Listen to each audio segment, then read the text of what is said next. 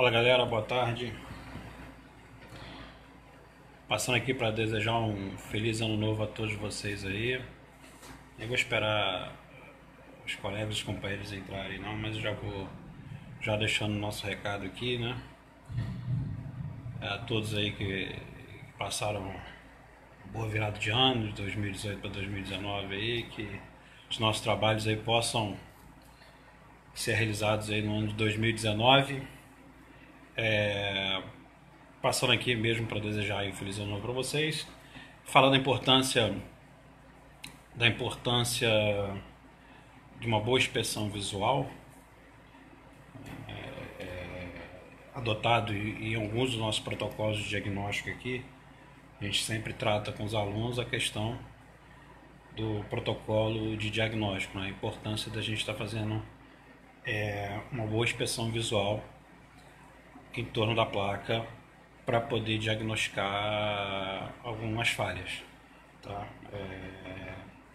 Às vezes a gente, por paranoia, boa tarde Rafael, grande abraço meu irmão. Paulo Brito, boa tarde. Por paranoia a gente acaba criando muita dificuldade em alguns reparos. Né? Quanto mais a gente vai avançando, mais complexidade a gente acha que uma placa, que um defeito é. Né? A gente acaba suspeitando de processadores, de memórias, de circuitos integrados, de estar sempre culpando o circuito integrado, sendo que a grande maioria das vezes não é nem o circuito integrado. Às vezes uma resistência fora do lugar, às vezes uma oxidação, às vezes a falta de um componente no lugar. Denis, boa tarde. Faz com que o aparelho deixe de funcionar. Né? Por conta de uma resistência, de um resistor, esse aparelho deixa de funcionar, não liga, dá pulso e zera e etc. Então, Daxon, Carlos, me dê papai, grande abraço, meu irmão. Então, assim, no quesito dos primeiros protocolos que a gente tem que criar na nossa bancada, realmente é a inspeção visual. Tá? Com um bom microscópio, uma boa percepção, em busca de oxidação, em busca de componentes faltantes, né, faltando componente na placa, em busca de coloração diferente do componente, em busca de fissuras em determinados componentes. Tá? Então a gente tem que se preocupar em primeiro realizar uma boa inspeção visual na placa. Né? Desmistificar que às vezes o defeito ele é muito complexo, mas se eu nem fiz uma inspeção visual, né, por falta justamente de um componente, às vezes uma oxidação, mas o aparelho entrou na água e eu coloco ele na fonte, ele dá 2 mA e não parte. Né? Isso significa o quê? Isso já significa que você nem tirou a blindagem. Se o aparelho já entrou na água, teve contato com líquido, né? É obrigatório, quase que sempre. Grande livro, grande abraço, meu irmão. É obrigatório você remover a blindagem e investigar por debaixo dessa blindagem aí o que está acontecendo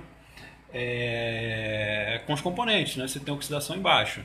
Cansei de pegar aparelhos vindos de outra assistência, de colegas que dão banho químico, né? Colocam na cuba e tudo e não tiram nem a blindagem do aparelho.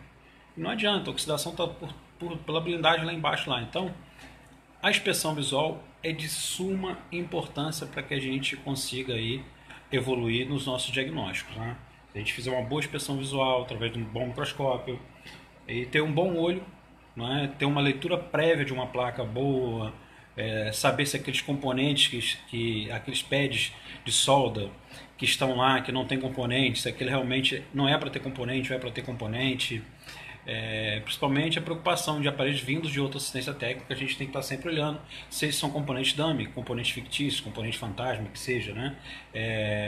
Em alguns esquemas tem a nomenclatura, quando está verdinho no esquema da Samsung, significa que esses componentes não existem lá na placa. Tem os pontos de solda, porém o componente não existe lá na placa. Motorola, eles fazem um X no esquema,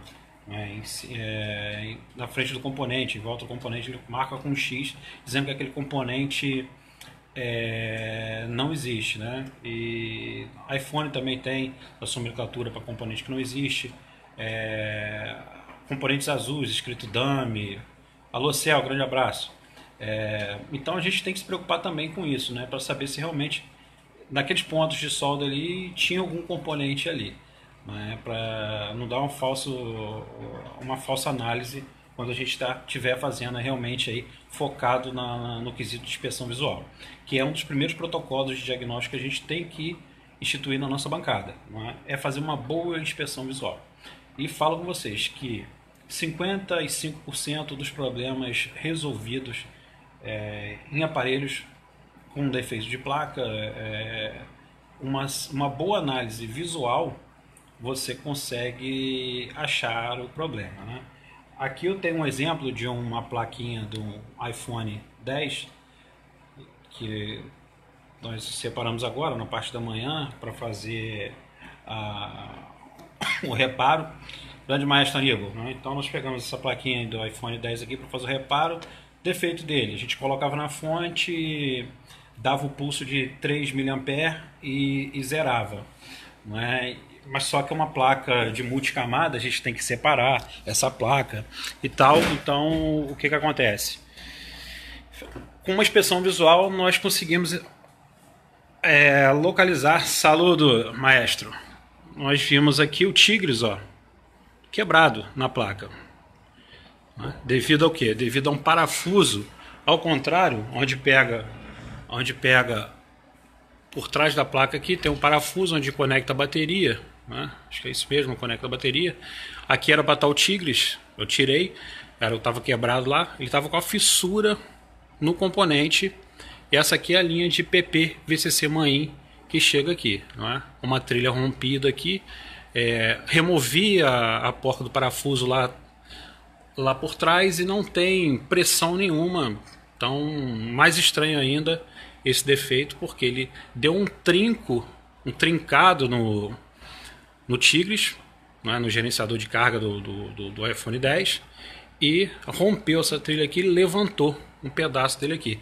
Ou seja, o defeito, aparentemente, visualmente a gente viu que é um aparelho que estava aí na linha de PPVC Main, ocasionando uma falha no aparelho. Ou seja, uma simples inspeção visual, a gente consegue diagnosticar muita coisa, né? A gente consegue evoluir muito nos nossos diagnósticos aí através de uma boa análise de inspeção visual. Componente faltando, oxidação, solda fria.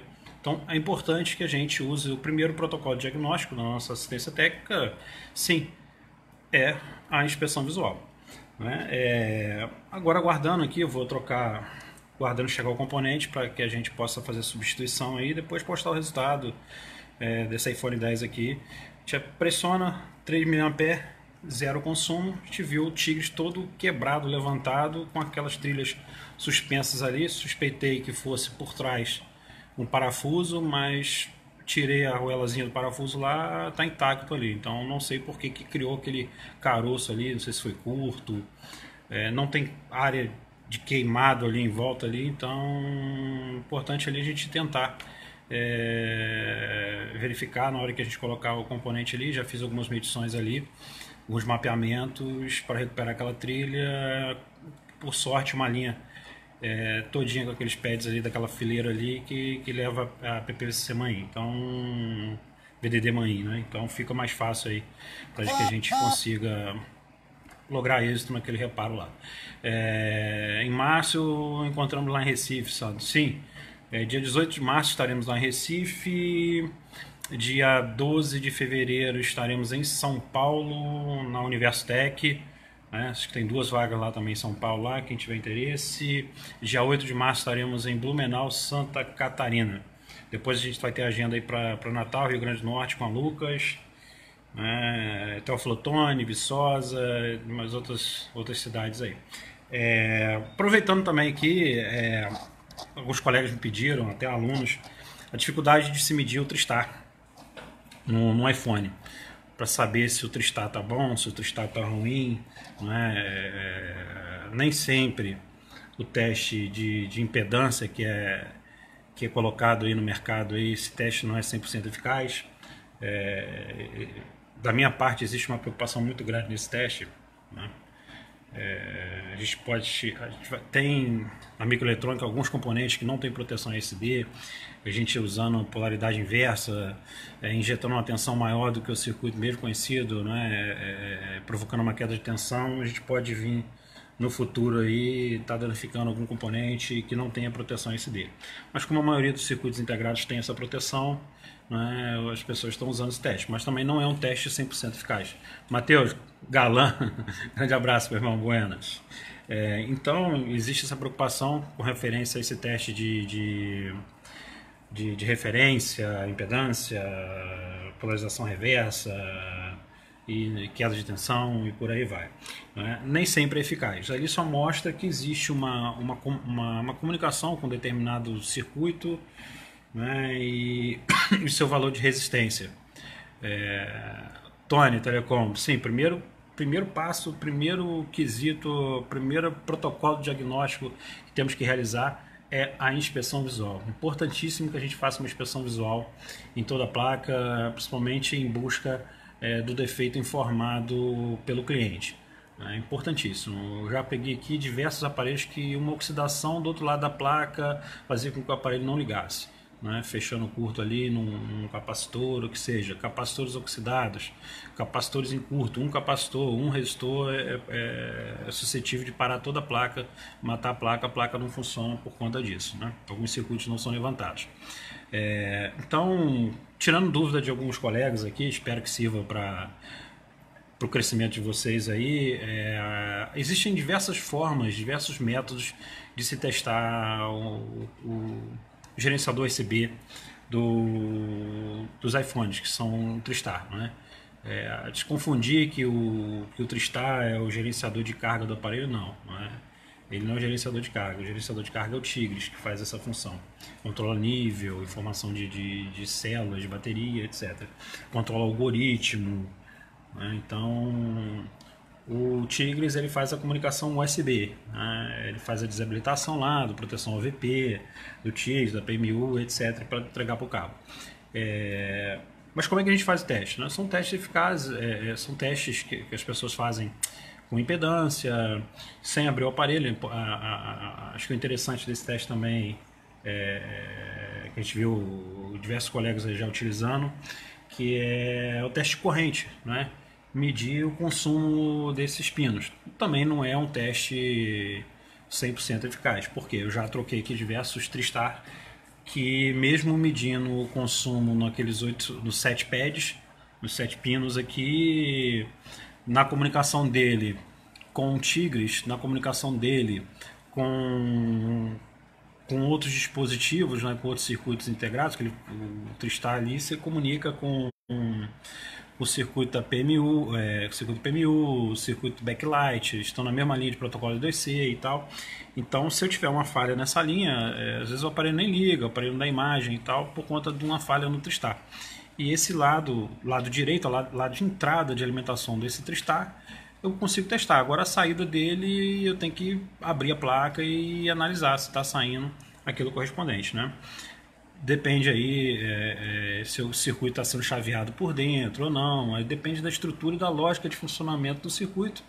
Aí a gente não vai entrar em complexidade de fabricação do componente, né? Como é que o componente foi estruturado e tal. Não interessa, acho que isso não dá dinheiro pra gente. O que dá dinheiro é o aparelho fechado, chega na nossa assistência técnica, fechado, chega na nossa assistência técnica e sem precisar abrir, não é? Ganhar tempo, que é o recurso que a gente menos tem hoje é o tempo, né? E então, quanto mais a gente controlar o nosso tempo, mais tempo a gente tem para fazer mais dinheiro. Então, a gente consegue testar um aparelho desse aqui fechado, né? Usando esse dock teste aqui.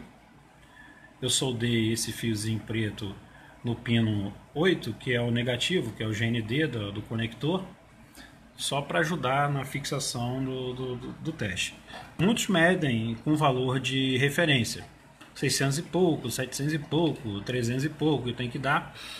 E esses testes têm uma falha, né? Justamente ele só mostra a comunicação com o circuito integrado. Um teste mais eficaz, que também não é 100% de garantia que o Tristar esteja bom, tá? É o teste de corrente. Você injeta uma tensão em uma corrente conhecida, ele vai dar o valor de consumo no seu multímetro de corrente, tá? Nos iPhones, com exceção do pino 4, o pino 4 vai dar overloader, OL, ele vai ultrapassar o valor de microampere, vai consumir em miliampere, o pino 4, mas os pinos 1, 2, 3, 5, 6, 7, eles têm que dar um consumo abaixo de 4 microampere, para que aparentemente o Tristar esteja funcionando, tá? Esse é um dos testes que são feitos, né? Tem o teste de oscilograma, tem o teste de pulso de boot, ele não pode ultrapassar de 90 mA e tal, mas um dos testes que a gente faz aí tem que abrir o aparelho. Efetivamente, o teste que a gente faz não precisa abrir o aparelho, a gente já verifica de maneira mais eficaz o consumo de corrente em cada pad desse. E como é que a gente monta essa ferramenta para fazer essa leitura de consumo, né? Como é que a gente monta nosso aparato, nossa fonte, o nosso multímetro, para que ele consiga nos dar essa leitura.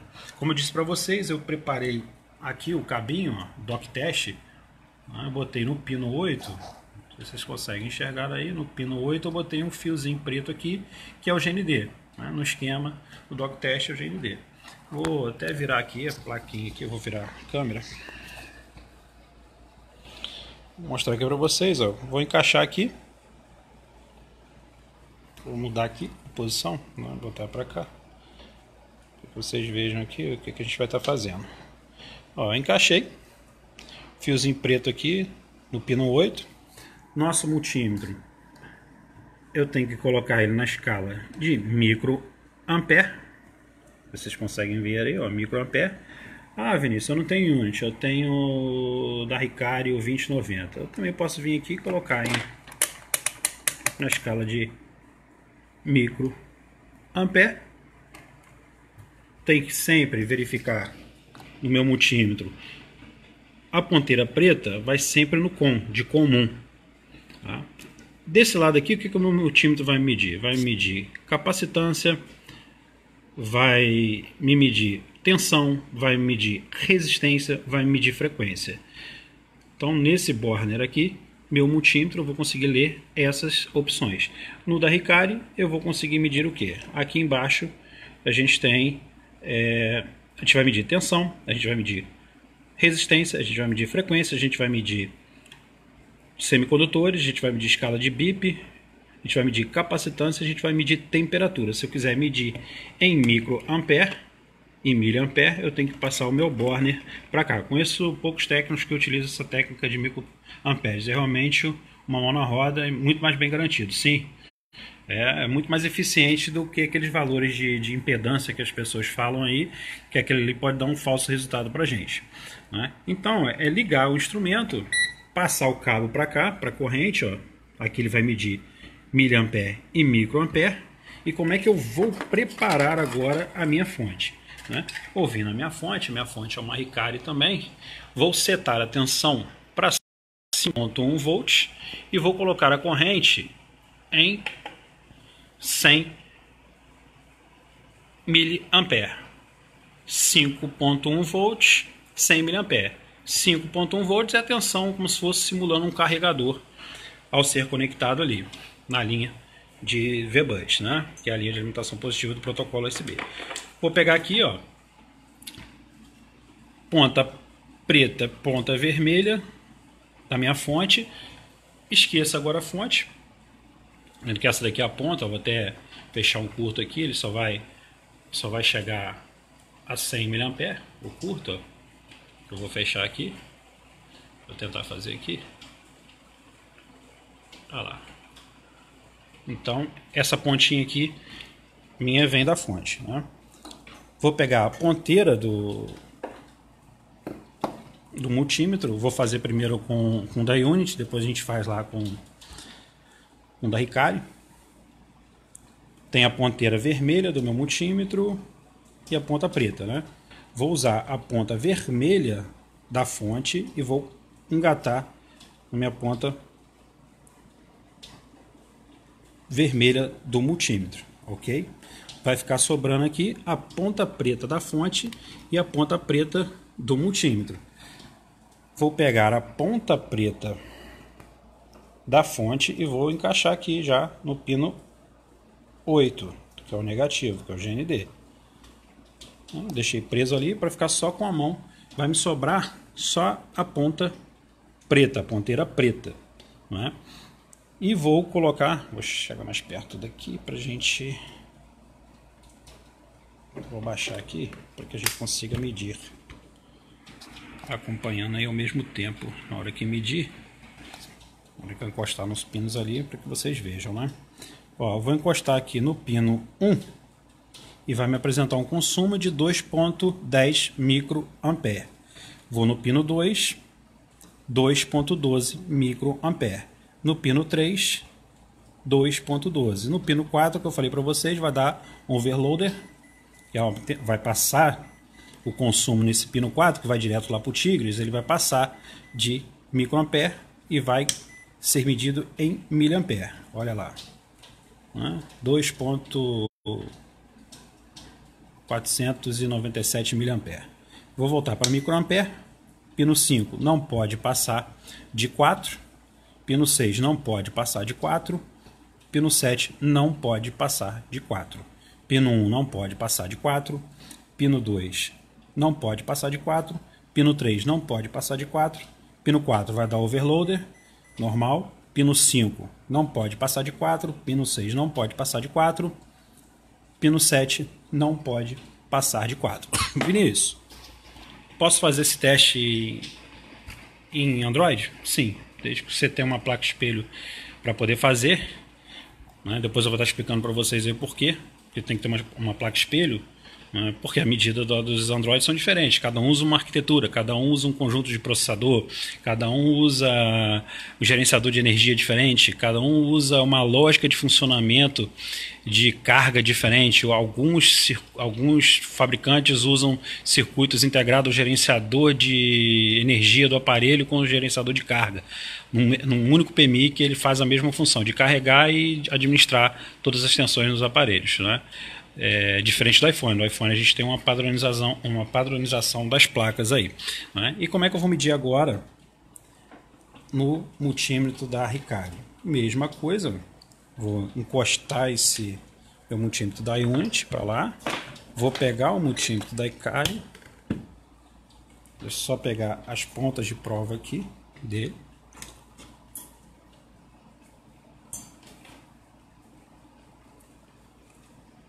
Estou com as pontas de prova dele aqui, ó, do multímetro da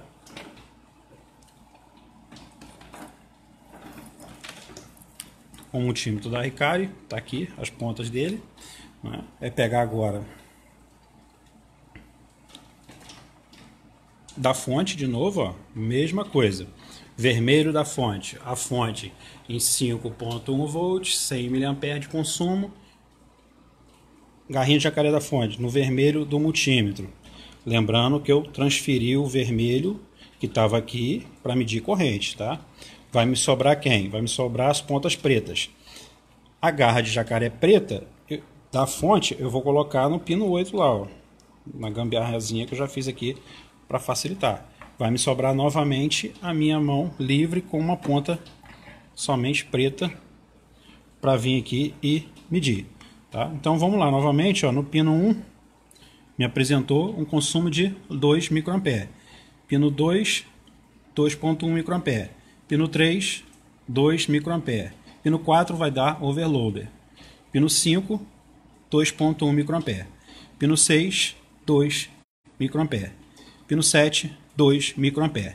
Isso significa que esse tristar aparentemente está funcionando. Tá? Então, quando que está com defeito, Vinícius? Quando passa de 4 microampere. Né? Então, mas o consumo dele sobe muito. Vai lá para 100 microampere, 150, 80, 90.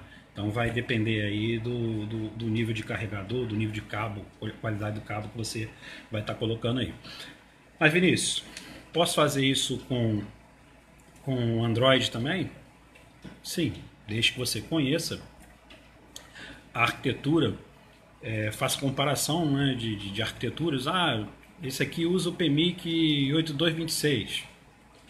Se ele usa o mesmo PMIC, o gerenciador de carga dele está embutido no PMIC, consequentemente ele vai dar o mesmo valor em toda a placa que tem a mesma estrutura. Tá? O que eu falo é mapear, ter esses valores guardados. Chegou um J7 Prime para trocar tela. Chega lá, faz a leitura rapidinho aqui de consumo dele aqui e você vai saber, né, no futuro, se aquela carga falsa que está o aparelho apresentando, né, ele mostra lá carregando, mas não carrega, se realmente o problema está lá no gerenciador de carga, por exemplo, de um J7 Prime, de um J7 Neo, de um J7 Metal, que seja, de um J5 da vida, tá? Mas a maneira de se montar o circuito é o mesmo, tá? Eu tenho aqui, por exemplo, um Samsung, um Note, Galaxy Note 3. Com bateria ele dá um valor, sem a bateria ele dá outro valor. O iPhone não precisa desmontar o aparelho, o segredo é esse, a agilidade de você ter tempo, conseguir ganhar tempo no diagnóstico de um aparelho, principalmente nos devices, nos iPhones. Osíris, boa tarde. MB Técnica, boa tarde. Então o que a gente vai fazer? Vou conectar aqui novamente, agora o Samsung, tá? Vai fazer a conexão aqui, mesma coisa, só que aqui o GND é o pino 1, tá? E a mesma coisa aqui, vai sobrar a pontinha, vamos pegar aqui, pontinha vermelha, vindo da garrinha de jacaré da fonte. Fio preto aqui, na verdade não é preto, azul, né? Fio preto aqui, nesse bornezinho aqui, do pino 1. Então o pino preto da fonte vai vir no pino 1 e o pino positivo da fonte está passando aqui por dentro do multímetro. Esse multímetro vai estar em série, tá? Vai me sobrar somente a ponta preta. E vamos lá no pino 5, por exemplo, que é o V-Bus, né?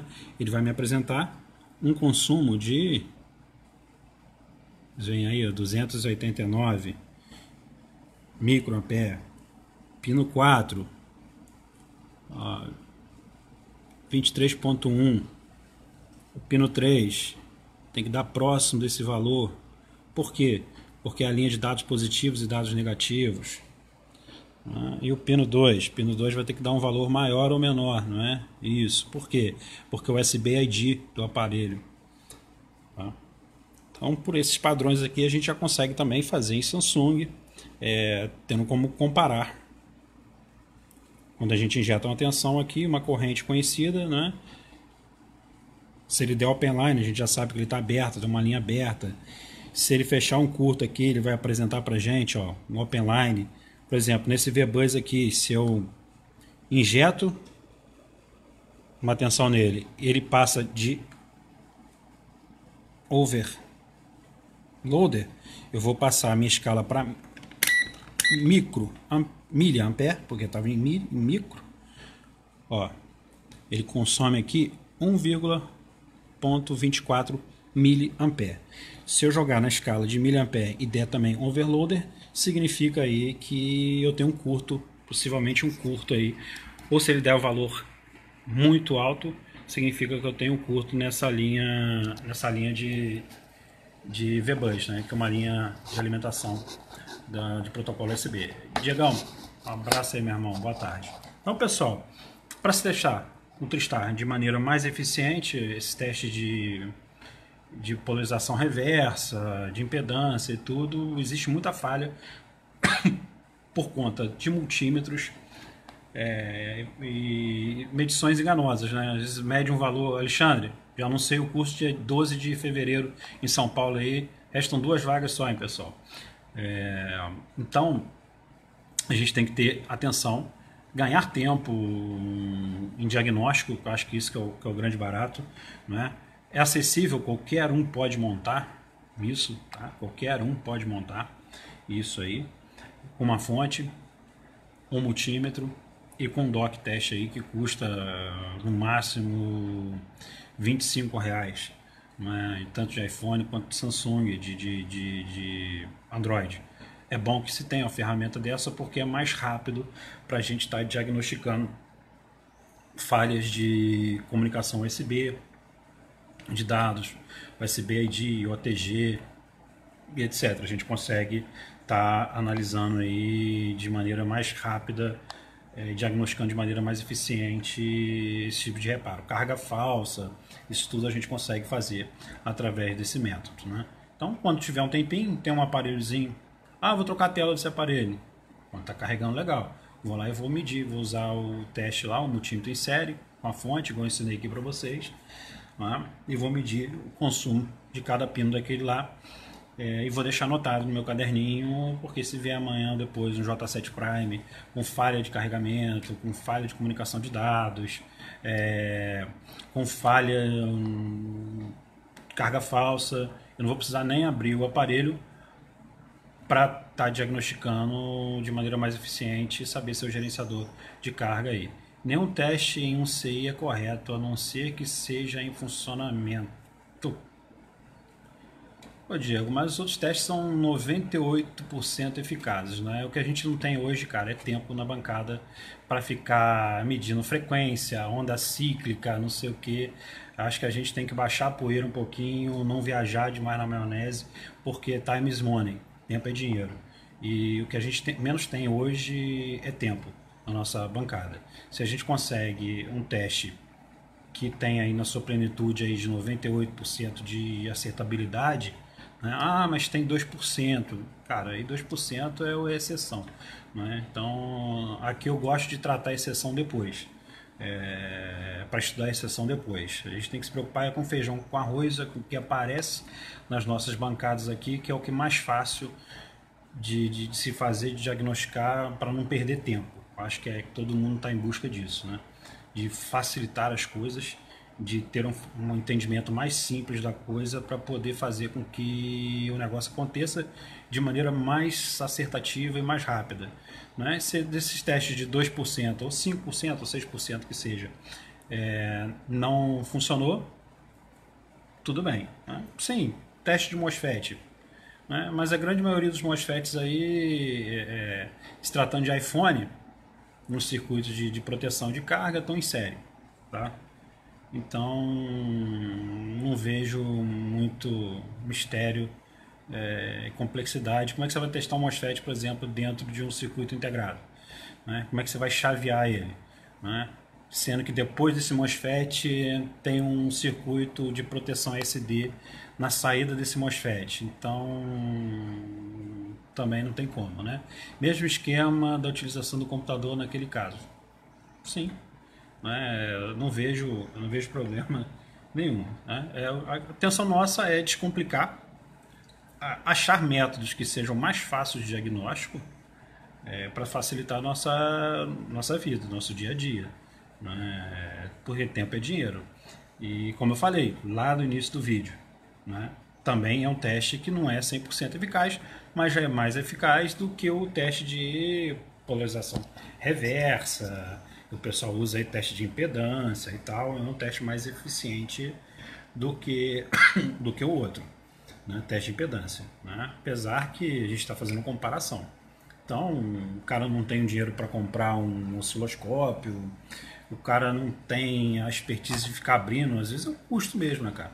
Olha, uma ferramenta dessa, você perde tempo de abrir, de tirar blindagem, para poder medir a saída do circuito integrado, entrada.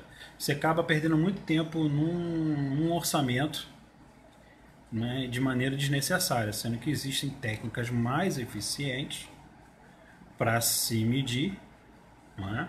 Para se medir, lógico, você comparou, você tem principalmente iPhone, você tem 7, 8 variações de placas de iPhone aí, que dá para ser armazenado, já existem ferramentas próprias para os devices aí que dão basicamente esse mapeamento aí já pronto para quem compra essas ferramentas aí, quem faz uso dessas ferramentas. Aqui eu uso a EasyDraw, uso a Rushinji, uso a ZXW, né? Aqui eu tenho as ferramentas aí que tem de mercado aí para iPhone aí, eu tenho elas todas aqui. Então auxiliam, lógico, né?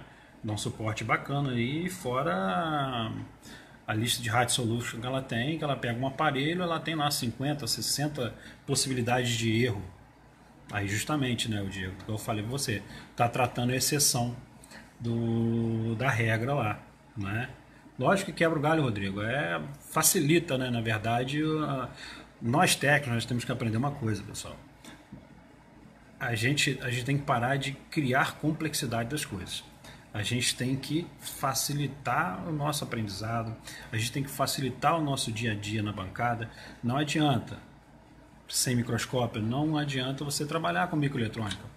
Aplicar uma microsolda, fazer um microjumper, não vai obter êxito em fazer um bom reparo se não tiver a ferramenta adequada. Né? Lógico, a gente vai evoluindo, né? A gente vai deixar de ser trocador de tela, que, cara, eu não tenho nada contra quem troca tela, quem troca bateria, não é? E me admiro que os caras ganham até mais dinheiro que a gente, tá? Tem gente especializada em trocar tela, em trocar bateria, trocar conector de carga, que tem faturamento aí de 40, 50 mil reais em suas oficinas e não precisam falar. Não é? Então, o que a gente tem que ter é o quê? Ferramentas adequadas para fazer cada serviço. Né? Isso o Cristiano até fala em suas aulas, aí, seus vídeos. Né? Não adianta, vai chegar ao limite que a gente vai escolher. Ó, cara, eu sei fazer o serviço, eu sei o que é, mas eu não tenho a ferramenta adequada para poder estar fazendo esse reparo. Né? E outra coisa que o técnico hoje não tem, cara, é tempo. Infelizmente o cara não tem tempo para ficar ali alisando o aparelho, soldando o fio, para poder ver clock, sincronismo, como te falei lá, onda cíclica. Porra, é muita informação, é muito tempo preso num aparelho ali para chegar a um diagnóstico, né? Sendo que existem alguns testes mais fáceis de se chegar. Aquilo ali, eu prefiro 1000 vezes tratar a exceção depois, né? E como é muito aparelho que chega com os mesmos sintomas, com as mesmas características, e eu sempre trato a questão da nossa profissão de técnico em manutenção de celular, faço comparação, uma analogia com um médico profissional de medicina. O cara chega lá no posto de saúde, quanto mais tempo esse médico tiver de posto de urgência, mais aprimorado na sua técnica, na sua análise, no seu diagnóstico de determinada doença, de outra coisa qualquer lá, o cara vai olhar, o cara já olha para você, o cara já tem um diagnóstico para você, né? A gente até brinca, pô, mas o cara nem colocou a mão, né? Então, quanto mais tempo a gente tiver de bancada, quanto mais a gente estudar maneiras mais fáceis de se diagnosticar, né? A gente tem tempo, né? E com esse tempo livre que a gente adquire usando as técnicas mais fáceis, né, para se diagnosticar, a gente vai conseguir tempo livre para poder estudar mais e poder aprofundar naquelas exceções, né? É aquilo ali, apendicite, o sintoma de apendicite vai ser o mesmo de apendicite em qualquer pessoa, né? De dengue vai ser o mesmo de dengue. Se é um defeito no Tristar, ele vai se apresentar dessa maneira, né? É lógico, né? Casos, exceções, né? Toda regra tem sua exceção, que a gente vai ter que, pô, verificou lá, mediu a corrente, mediu o valor, mesmo o circuito estando no lugar, né? A gente injetou a corrente, pô, tá beleza, tá dentro do padrão, tá dentro daqueles 4 microamperes, tá dando lá no pino 5 overloader, e, cara, o aparelho tá com problema, o aparelho não liga, o aparelho prende num consumo de 250 mA, né, que é característico, aí a gente já passa para outra característica, outro teste a ser analisado, que é o pulso de boot, qual é o comportamento daquele pulso de inicialização dele, se ele está inicializando o protocolo 2C, se ele está se comunicando com o processador ou não, para startar lá a SD-RAM, para buscar lá o boot 1, depois o boot 2, boot 3, etc. Então a gente consegue fazer, né, teste de oscilograma, a gente consegue fazer diversos testes, se aprofundar mais, é o que o médico faz. Vai diagnosticar, poxa, tá parecendo que é apêndice. Ah, mas não é apêndice, que eu tirei o apêndice. Ah, opa, então, pera lá. Então vamos fazer um exame mais profundo, né? Mas ele já sabe a região ali que está com problema. Né? Então já sabe que tirou o apêndice, o cara vai falar, já tirou, pode ser isso, pode ser aquilo. A mesma coisa com o nosso ramo. Não adianta a gente criar complexidade nas coisas. A gente tem que buscar as pessoas, sei lá, não é que acham ruim, né? Tem que buscar a facilidade mesmo, né? Não é nem receita de bolo, né? Lógico, eu sou contra a receita de bolo, todo mundo sabe disso. A gente tem que entender de um circuito para poder, no máximo de informação que eu obtiver de um circuito, eu consigo analisar comportamentos variados desse circuito e comportamento anomalia nesse circuito. Então, uma vez que eu conheço esse circuito, eu tenho essa condição de estar analisando de maneira mais eficaz um dado reparo. Né? Por exemplo, sei todas as pinos de entrada e saída de comunicação do circuito de backlight, né? Usando aí tecnologia IPS aí e tal. Não é só IPS e TFT que tem esse circuito de backlight. Então, serial clock, serial data dele, seu pulso de habilitação, a alimentação desse circuito integrado, a fase de elevação, a frequência da bobina que tem que ter lá, por conta do controle de brilho, PWM e tal, mas quanto mais informação eu tiver do circuito, mais fácil, lógico, fica o reparo para a gente. Mas a gente está lidando com equipamentos repetidos. Não é? Quantos G530 já passaram por nossa assistência técnica? Quantos J5, quantos Moto G2 já passaram por nossa assistência técnica? Quantos iPhone 6 já passaram por nossa assistência técnica com os mesmos sintomas? Né? Eu sempre falo, o aparelho pode ter o sintoma igual, mas a causa, o defeito pode ser totalmente outro, né? Exemplo é esse, né? Eu tenho uma falha no Tristar que não deixa de gerar imagem no aparelho. Ou tem um defeito lá, uma falha no segundo backlight que está aterrando uma linha de protocolo DS1002C que se comunica junto com o Tristar, né? E com o Chat lá. Então, quanto mais eu conhecer do circuito, lógico que eu tenho condições melhores de fazer o diagnóstico. Mas lembrando que basicamente as falhas aí são muito repetitivas, não é que a gente vá ter receita de bolo. Lógico que se a gente tem uma receita de bolo, fica muito mais fácil da gente fazer aquilo que eu falei, né? Tempo é dinheiro. Então a gente tem que economizar nosso tempo, investir energia em coisas produtivas. Se todo mundo fala que se medir o testar dessa maneira, você tem aí 98% de acertabilidade, meu amigo, por que não fazer? Para que você vai correr o risco, implicar o risco de abrir um aparelho desse, desmontar todinho, 30 minutos mais ou menos, vamos botar 30 minutos para abrir ele, fazer os testes, né? Você põe em risco aí um monte de coisa, né? O risco de quebrar a tela, rasgar um flex, né? Quanto menos é mais, verdade, o Sandro. Rodrigo falando que investigação é importante, claro, né? Então, quanto menos é mais, é importantíssimo aí que a gente faça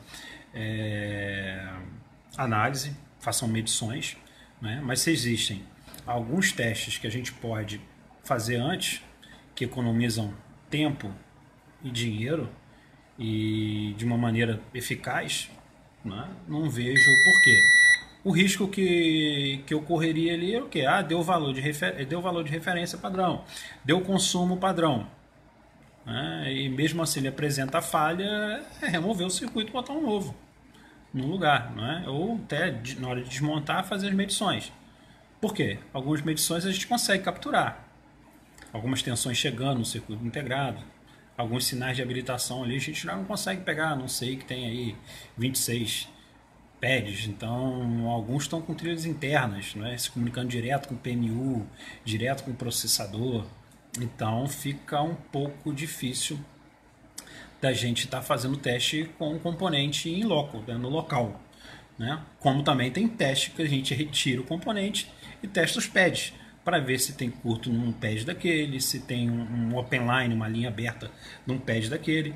Então são testes que são feitos sem o componente, como também tem testes que são feitos no componente, para saber se o componente está com o seu valor de resistência alterado. O próprio manual de serviço, o manual datasheet dos componentes, falam, né, que ele tem que ter um valor de impedância do pino de entrada, entre saída, de RF in, RF out, de 50 ohms. Coloca lá na escala de ohms e mede. Se no pino R in, RF in e R